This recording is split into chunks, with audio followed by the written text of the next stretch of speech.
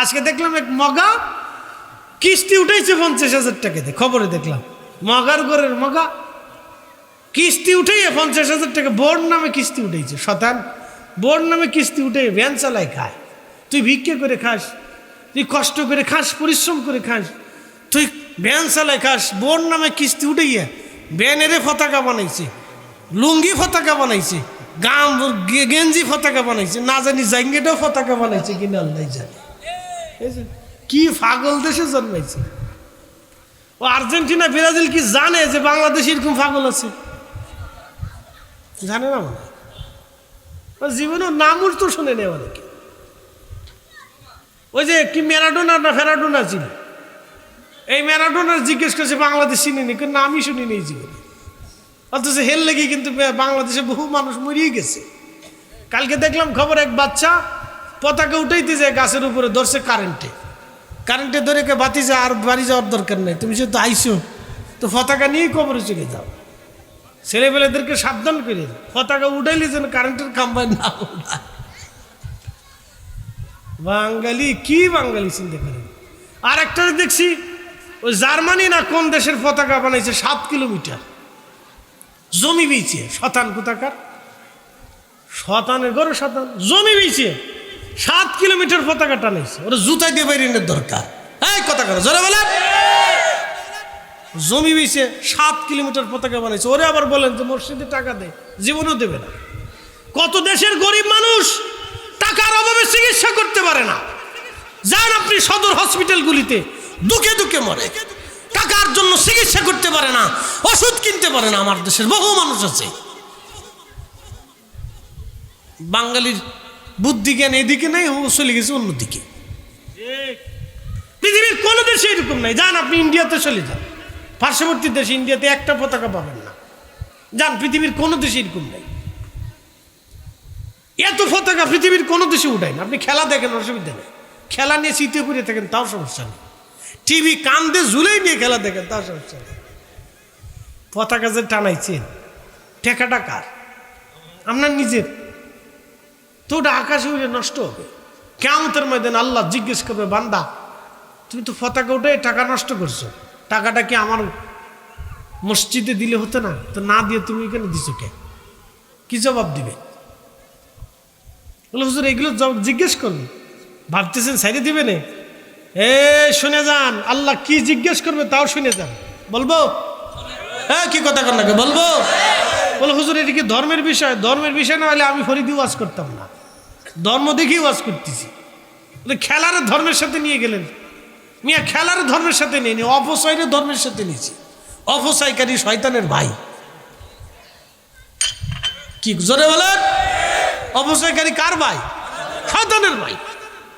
অপচয়কারী শয়তানের ভাই। আপনি অপচয় করবেন কেন? এটা অপচয়। আমি খেলা দেখতে নিষেধ করছি, এটা বিনোদন, দেখেন অসুবিধা নেই, খেলা দেখবেন, খেলা করবেন, খেলা নিজেরা খেলবেন, অসুবিধা নেই। ক্রিকেট খেলেন, কারণ বাচ্চারা যে পরিমাণে মোবাইলে আসক্ত হয়েছে, ওরা ধরে নিয়ে এখন ফুটবল খেলা নামাইতে হবে, নাহলে এটা কানা হয়ে যাবে কয়েকদিন পরে, ডায়াবেটিস হয়ে যাবে, হার্টের সমস্যা হবে, শীতে পড়বে, খাইতে পরে মরে যাবে। বাজানের বয়স কত? হ্যাঁ 80। দেখছেন না 80 বছরে কি টাটকা না? মারহাবা কর, জোরে কর। কারণ ভেজাল খায় নাই, ভেজাল ঢুকে নাই, ভেজাল দেখে নাই, 80 বছরের টাটকা। আমরা 80 বছর পাবো কিনা? উরে বাপরে বাপ, ফিসি রে। আর আমরা ফুলা মানে এখন কি করে? খালি মোবাইল নিয়ে শুইতে, খাইতে, পড়িতে ও মরে যাবে কয়েকদিন পরে, ঠাস করে পড়িয়া ধরে গাড়ির উপরতে, ভ্যানের উপরতে পড়ে গেছে, পড়ার পরে সমুদ্র সলিমুদ্দিন নাই। বলে কি হয়েছে? চলে গেছে। বলে কি হয়েছে? স্টক করছে, সলিমুদ্দি স্টক করছে, সলিমুদ্দি শেষ। শুনে যান, আল্লাহ রসুল মেহবুবে আলা নবী একদিন বের হয়ে গেলে, সহিহ বুখারীতে আসছে, বের হয়ে গেলে। তো বের হওয়ার পরে প্রিয় নবীজি পেটের সাথে পাথর দিয়ে, কাপড় দিয়ে বেঁধে রাখছে। একসাথে কোন আল্লাহু আকবার। জীবনে বাঁধছেন কোনো দিন? না, এই সুযোগ আমাদের হয় নাই, কিন্তু রসুল বাঁধছে। তো হাঁটতে হাঁটতে হাঁটতে হাঁটতে রাস্তার পাশে থেকে আবু বকর এবং ওমর রাদিয়াল্লাহু আনহুমা দুইজন বসে রয়েছে। আল্লাহ নবীকে দেখে তারা দ্রুত গতিতে দাঁড়ায় সালাম দিলেন।